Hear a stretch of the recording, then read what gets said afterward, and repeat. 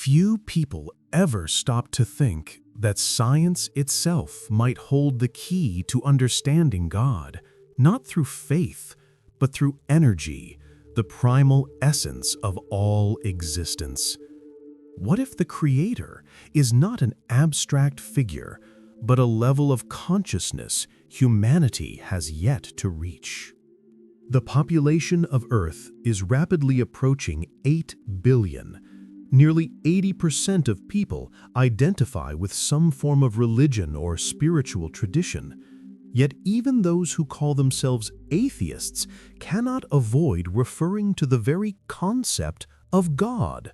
And that is a remarkable fact, isn't it?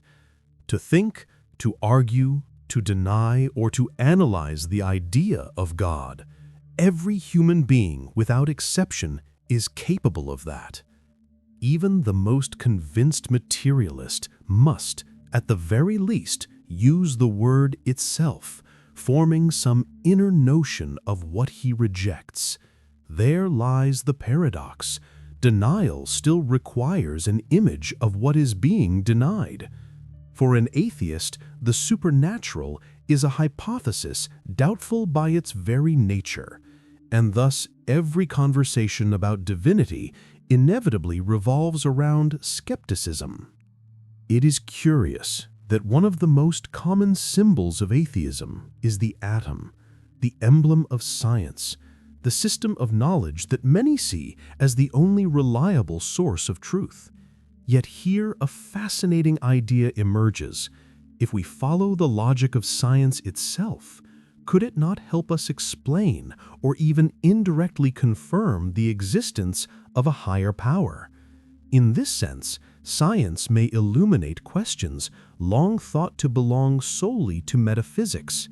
And if one follows this reasoning to its end, it's surprising how naturally and logically the understanding of what many call God begins to take shape.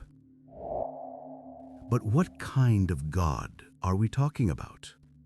In this context, the Creator, the mind behind the structure of the visible and invisible universe. We will not speak of religious intermediaries or dogmatic hierarchies of divine order, but rather focus on the concept of a higher intelligence, a principle that defines the logic of being and governs the processes lying beyond human perception.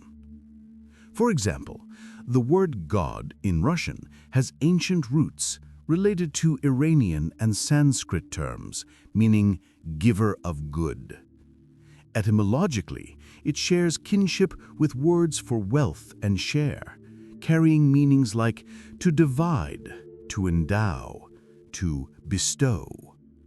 In the Germanic linguistic tradition, the term goes back to an old expression meaning the one before whom man bows in sacred awe. Ancient people did not try to describe God directly. They did not seek to define his nature, but spoke instead about what happens to a person when they encounter the divine, when they are illuminated by grace, by light, by revelation.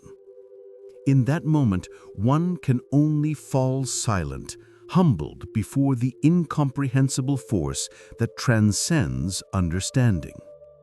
And now, once again, we turn to science, to physics. In several interpretations, it is precisely physics that offers insight into the possible mechanism through which the Creator might operate, forming reality and guiding space and time. This mechanism is often described as energy, the foundation of everything that exists.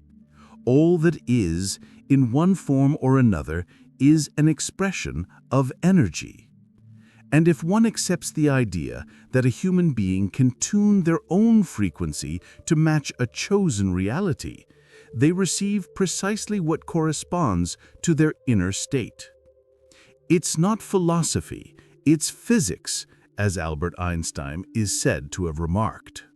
Energy, then, can be viewed as the Creator's primary instrument, the material, the fuel, and the very language from which the universe is woven. Yet, how does one harness such an immense force? How can it be used wisely? And what does it mean to truly understand it? To explore that, we can look to the work of Soviet radio astronomer Nikolai Kardashev, who proposed the famous scale of technological civilization. Through the lens of his theory, one can trace the evolution of intelligence from its simplest forms to the point where it begins to comprehend the mechanisms of creation itself.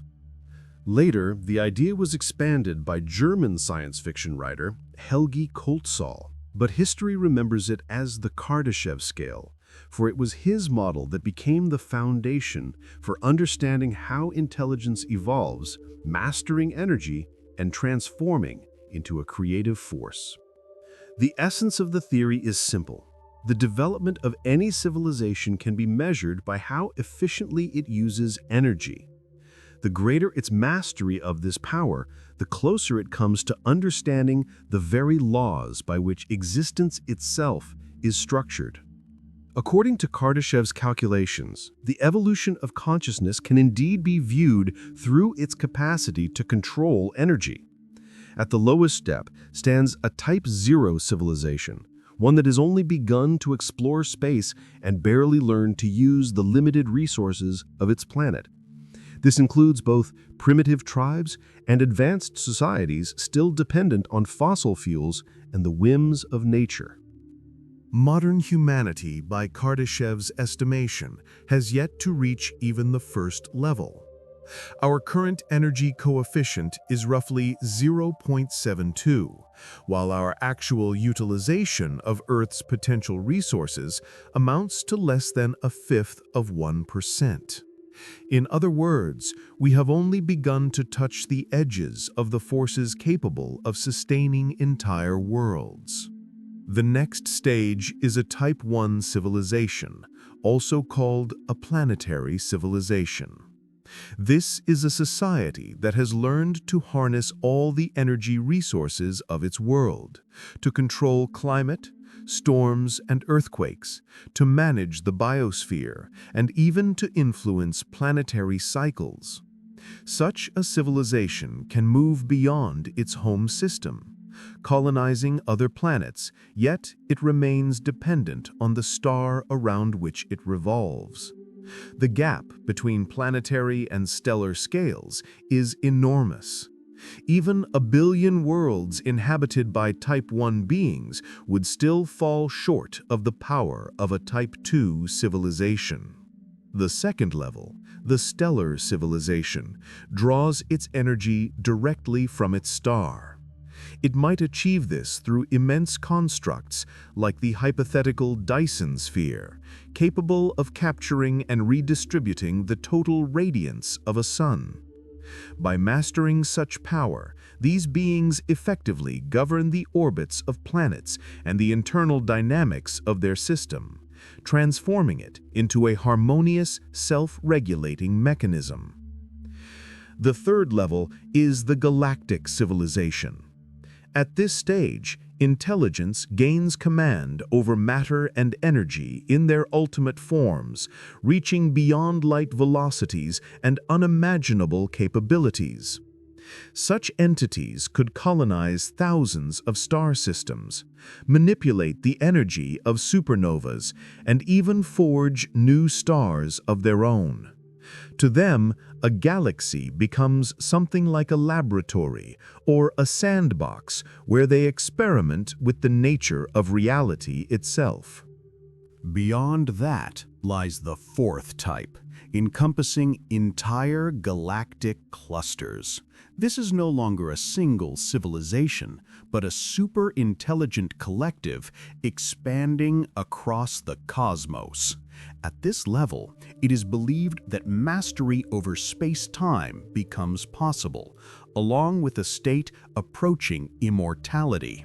Some theorists suggest that such beings might eventually lose balance, turning into a kind of utopia where all is energy, yet the awareness of harmony is lost.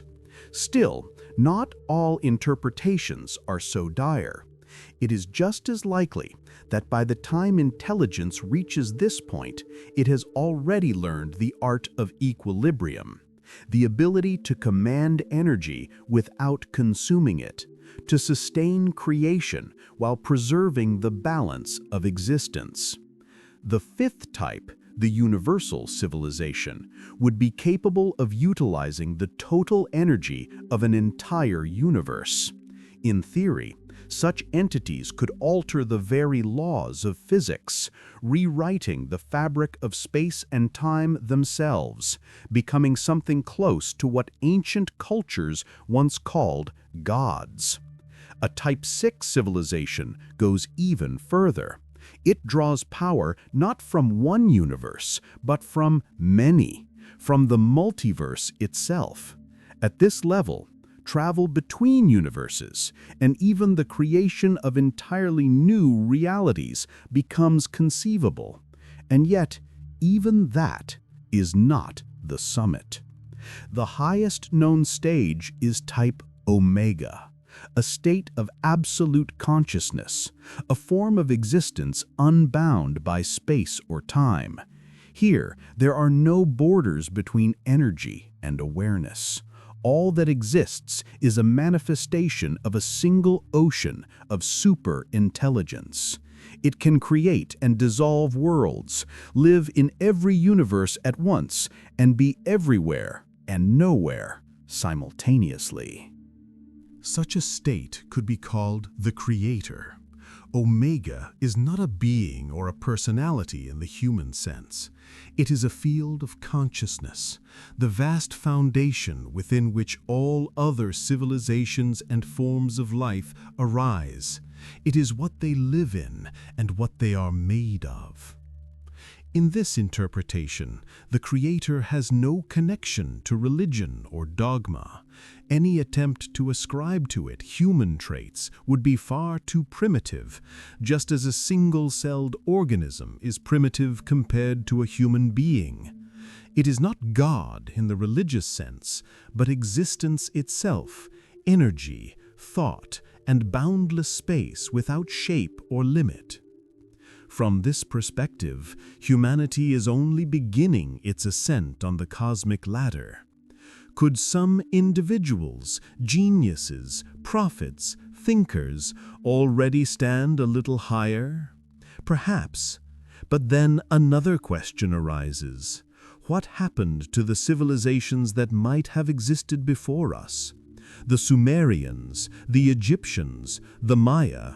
Whom did they meet? Whose knowledge did they receive, and whose laws did they carry through the ages? These questions remain open. Could the Creator directly influence humanity, awakening in us the desire to seek and to know? Or are such impulses the echoes of lesser beings, those from lower tiers of existence who intervene in our evolution? And how far are we still from grasping the true laws of energy and consciousness? Viewed through the lens of energy, spiritual growth might itself be an inner journey along the Kardashev Scale. In this context, karma is not punishment, but accumulated experience, the energy refined through love, compassion, and awareness. Perhaps there exist civilizations that follow only the path of light, expanding energy not through conquest, but through creation. One thing remains constant: the drive to evolve, the ability to materialize thought, to transmit energy without distortion, and to recognize one's unity with the higher source. These are the steps that bring humanity closer to the Creator. When this understanding becomes part of our collective consciousness, we will begin to transcend the limitations of a Type 0 civilization and move toward the flow of Omega consciousness. Perhaps this is the true purpose of evolution, the awakening of awareness that connects every being to the source itself. The principle that moves humanity toward perfection is eternal, and within it, perhaps, lies the very essence of life. So if God is energy, and energy is the language of the universe, could science itself be the way to understand the Creator? Tell me, what do you think? Did God create energy, or is energy God itself? Share your thoughts in the comments, and don't forget to like the video if you enjoyed it. See you soon.